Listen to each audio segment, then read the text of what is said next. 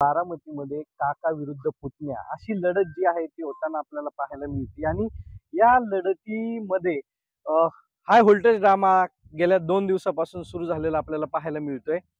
तो म्हणजे रेवती सुळे यांना ज्या टेक्स्टाईल आहे त्या बाहेर आडून ठेवलं आणि त्यावरून सोशल मीडिया असेल किंवा एक वातावरण जे आहे ते एक वेगळं वातावरण बारामतीमध्ये पाहायला मिळालं आणि त्यानंतर शिरूर टोयोटामध्ये निवडणूक कर्मचारी असतील, त्याचबरोबर पोलीस अधिकारी असतील, यांनी रात्री सर्च ऑपरेशन घेतलं। या सर्च ऑपरेशनमध्ये काहीच मिळालं नसल्याचं निवडणूक अधिकाऱ्यांकडून सांगण्यात आलं आणि निवडणूक अधिकाऱ्यांकडे या संदर्भातल्या काही तक्रारी ज्या आहेत त्या प्राप्त झालेल्या होत्या आणि या तक्रारीनुसार हे सर्च ऑपरेशन बारामतीतल्या शिरूर टोयोटा त्याचबरोबर नटराज आणि इतर ठिकाणी झाल्याची माहिती निवडणूक अधिकाऱ्यांकडून मिळतीये।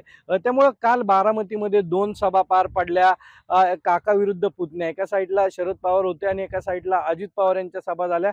मात्र दोन्ही सभांमध्ये मोठ्या प्रमाणावरती बारामतीकरांनी गर्दी केलेली होती। मात्र बारामतीकरांचा कौल कुणाला असणार आहे, कारण की गेल्या 2 दिवसापासून जो पॉलिटिकल ड्रामा जो सुरू झालेला आहे, हाय व्होल्टेज ड्रामा जो आहे त्याची सहानुभूती कुणाला मिळणार याकडे सर्वांचं लक्ष लागलेलं आहे। त्यामुळे आता श्रीनिवास पवार असतील किंवा युगेंद्र पवार असतील, रात्रीचे सर्च ऑपरेशन झालं त्यावरती काय बोलतात हे पाहणं अत्यंत महत्त्वाचं आहे। कारण की निवडणुकीच्या काळामध्ये युगेंद्र पवार यांच्या ज्या रिक्षा होत्या त्याचा जो आवाज होता त्या आवाज निवडणूक अधिकाऱ्यांकडून चेक केला जात होता आणि त्याच पद्धतीने अजित पवारांच्या रिक्षा ज्या फिरत होत्या त्यांचा आवाज चेक का केला नाही, असे अनेक प्रश्न जे आहेत ते श्रीनिवास पवार यांनी उपस्थित केलेले आहेत।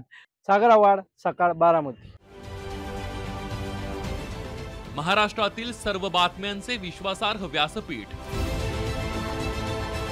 सकाळच्या सर्व सोशल मीडिया प्लॅटफॉर्मला लाईक, फॉलो आणि सबस्क्राईब करा। तसंच सर्व नोटिफिकेशनसाठी बेल आयकॉन प्रेस करायला विसरू नका।